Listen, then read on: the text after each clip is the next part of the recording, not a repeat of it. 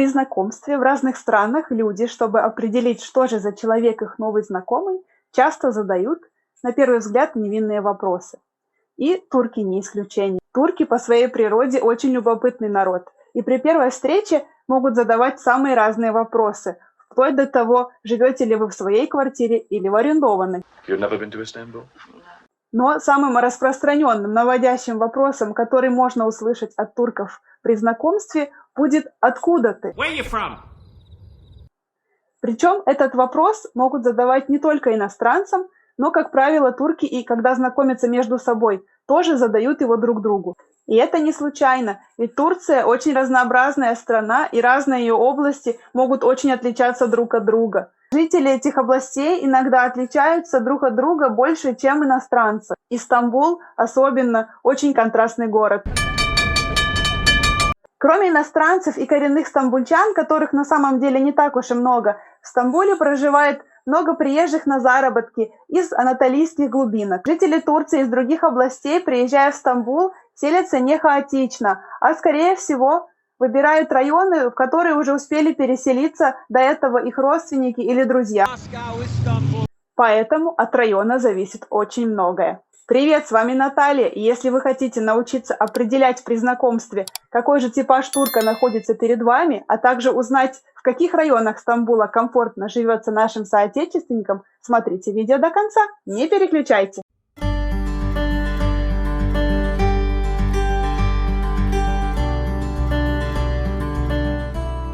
Сегодня мы поговорим только о Стамбуле. Об особенностях других турецких городов и их жителей я буду рассказывать в своих следующих выпусках.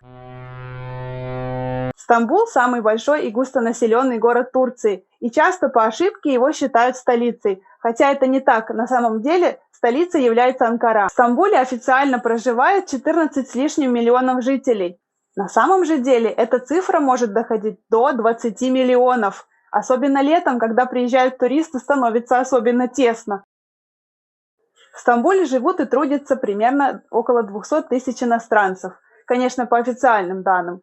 Своим домом Стамбул считают выходцы из 75 стран. Лидирующую позицию по численности занимают немцы. Их приблизительно 16,5 тысяч. На втором и третьем месте у нас Азербайджан и Ирак. Четвертое место поделили Украина и Грузия. Россиян чуть меньше, приблизительно 16,5 тысяч. Казахов и киргизов вместе приблизительно 5,5 тысяч, остальных национальностей и того меньше. Итак, давайте разбираться, кто же где у нас живет в Стамбуле. Хочу начать с арабских национальностей. Это у нас официально среди иностранцев иракцы, как мы уже сказали. Кроме того, есть одна нация, о которой я не упоминала, и не упомянула я не случайно, поскольку они не считаются иностранцами, они имеют статус беженцев. Это сирийцы. За последние пару лет их число значительно выросло, и по официальным данным это 18 тысяч, а по неофициальным 400. Районы, которые выбрали для проживания арабоговорящие национальности, это Bağcılar, Zeytinburnu и Ок-Мейданы. И, если честно, эти районы в последнее время уже мало напоминают Турцию. На улицах слышна арабская речь, а все вывески и надписи написаны на арабском языке. В некоторых кварталах этих районов женщинам лучше не появляться с непокрытой головой. И, если честно, я хочу признаться, я еще ни разу не была в этих районах. Европейцы предпочитают Кадыкёй, один из самых древних районов Стамбула, который омывается с одной стороны Мраморным морем, а с другой Босфором. Как называют этот район сами турки, это Европа Стамбула. Кадыкёй весь состоит из длинных узких улочек, по которым так приятно прогуляться. Если честно, для меня это лабиринт, в котором я до сих пор могу потеряться. Потеряться в таком лабиринте – это одно удовольствие. На каждом шагу здесь расположено множество кафе и ресторанов, где можно вкусно пообедать. Здесь можно найти как кебаб традиционный для турков, так и вкуснейшие морепродукты. А потом выпить кофе за столиком прямо на улице или на террасе с видом на Босфор. В ковидный период здесь кипела ночная жизнь. Кроме того, в Кадыкёе находится множество магазинов и магазинчиков, где можно найти то, чего нельзя найти больше нигде в Стамбуле. Там продают свои изделия местные рукодельцы. Вот, например, украшение, которое сейчас на мне, было куплено именно там. Англичане с давних времен облюбовали квартал в Кадыкёе с красивым названием Мода, который находится на берегу моря. Квартал Фенербахче, в котором находится стадион одноименного футбольного клуба, предпочитают немцы и голландцы. Квартал Таксим – одно из популярных туристических направлений в Стамбуле. Это исторический центр города, и здесь иностранцев обычно бывает больше, чем самих турков. Относится он к району Бейолу. В центральных его районах проживают итальянцы, французы и испанцы, в то время как на задних улицах, как говорят сами турки, живут выходцы из африканских стран. Однажды я решила поехать в Таксим на машине. Тогда я еще только училась водить и еще толком не знала дорог в Стамбуле. Я ехала по навигатору, и выяснилось, что в районе Таксим идут строительные работы метро. Но навигатор, естественно, об этом не знал, и мне пришлось объезжать вслепую некоторые участки. И таким образом навигатор меня завел в какую-то глухую улочку, где белье просто висело над головой, где одна машина с трудом могла проехать. Дома были какие-то жуткие, страшные, старые. Вокруг были только одни либо цыгане, либо какие-то очень странные личности.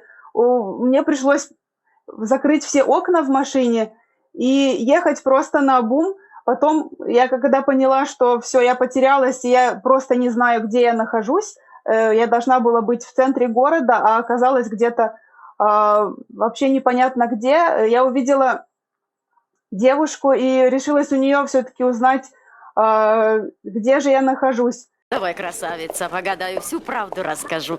И каково было мое удивление, когда я узнала, что я нахожусь все-таки, да, правильно в Таксиме, меня не обманул мой навигатор, и улица Истекляль, на которую мне нужно было попасть, это буквально параллельная улица к тому месту, где я находилась. Чаалаян и Ок-Мейданы – это те районы, где в Стамбуле сосредоточены все текстильные фабрики и предприятия. Обычно на этих фабриках работают выходцы из Средней Азии. Жилье достаточно дешевое в этих районах, и есть возможность снимать не полностью всю квартиру, а отдельную комнату или даже койку. Таким образом, ребята, которые работают на текстильных фабриках, имеют возможность жить как одна большая семья и не платить много за жилье. К сожалению, эти районы нельзя назвать безопасными, так как здесь орудуют воришки, и эти воришки, скажем так, довольно наглые. Могу рассказать историю. В один из периодов своей жизни я работала в развлекательном парке. Не буду называть его имя, чтобы не делать бесплатную рекламу. Это мессаж к руководству парка. Этот парк находится в соседнем районе, но ситуация с воришками там такая же. Ребята, которые работают в парке, рассказали мне однажды, что к ним в дом забрался вор ночью, когда все спали, и стал подыскивать, чтобы такое ему можно было украсть. В это время проснулся мой друг, тот человек, который мне рассказывал всю эту историю, но он толком не знал, сколько их человек, и, может быть, у них есть какое-то оружие, поэтому он не стал подавать виду и притворился спящим. Вор подошел к нему совсем вплотную и сказал ему на ухо: «А я знаю, что ты не спишь». Итак, где же живут русские и украинцы? Если сделать в любой интернет-поисковик запрос «русский квартал в Стамбуле» или что-то в таком духе, то можно сказать с уверенностью, что выйдет район Лалили. Скорее, это даже не район, а квартал, который относится к району Фатих. Этот район считается челночным центром, так как там расположено множество оптовых магазинов, которые продают одежду и текстиль. Многие вещи, которые продаются в магазинах и на рынках в странах СНГ, едут именно отсюда. Поскольку основные покупатели здесь – это приезжие из стран СНГ, все продавцы, а также работники ресторанов и кафе, столовых здесь владеют русским языком. Также вывески магазинов и многие надписи здесь на русском языке. Лалили находится недалеко от исторического центра Стамбула Султан Ахмед и исторического торгового центра, скажем так, Гранд Базар. Есть у Лалили и обратная сторона медали. Этот район славится женщинами облегченного поведения. Но мы не будем об этом говорить. Еще один район, который облюбовали русскоговорящие жители Стамбула, это Аташехир. В прошлом это спальный район, теперь это активно развивающийся деловой центр. Ему не так много лет, всего 25-30. Этот район славится своими многоэтажками, высотками, в которых очень удобно и комфортно жить молодым семьям. Здесь находится много школ, детских садов, и даже неподалеку есть несколько университетов. Я тоже живу в этом районе. Здесь русскую речь можно услышать на каждом шагу. И даже некоторые официанты в кафе и продавцы в магазинах говорят на русском. Это очень сильно облегчает жизнь. Например, моя мама никак не может выучить турецкий язык и очень сильно из-за этого переживает и комплексует. Но только в нашем районе ей живется комфортно. Ее счастью не было предела, когда в последний ее визит она пошла в магазин и обнаружила, что продавец, оказывается, свободно говорит на русском языке. Один из центральных парков Аташехира турки между собой внегласно прозвали русским парком, так как обычно там собираются наши мамочки с детьми, и их количество зачастую превышает количество турков. Недавно в Аташехире открылся даже продуктовый магазин, где можно купить все наши вкусняшки. Если кому-то будет интересно, могу поделиться контактной информацией. Пишите в комментариях или в мой инстаграм в директ. Буду рада ответить и помочь. Еще один район, где можно встретить немало наших, это Гёзтепе. Центральная улица этого района – Багдад-Джаддаси. Это скорее даже не улица, а проспект с активным транспортным движением, который тянется на протяжении 20 километров вдоль Мраморного моря. Этот проспект обожает местный бомонд. Здесь расположены всевозможные рестораны, бутики, магазины. Люди здесь любят на выходных гулять с детьми. Здесь находится ресторан русской кухни, а также в некоторых продуктовых магазинах можно найти наши русские вкусняшки. Много наших соотечественников проживает в деловом районе Стамбула, который называется Бешикташ. В этом районе сосредоточены офисы многих международных крупных компаний. Для проживания наши предпочитают кварталы Этилер и Улус. Нужно сказать, что жилье здесь, прямо говоря, не дешевое. Здесь расположены элитные бутики, рестораны, кафе, эксклюзивные места развлечения. Здесь прокатиться в булочную на Феррари – это в порядке вещей. Еще один район, который пришелся по душе нашим соотечественникам – это Сары-Яш.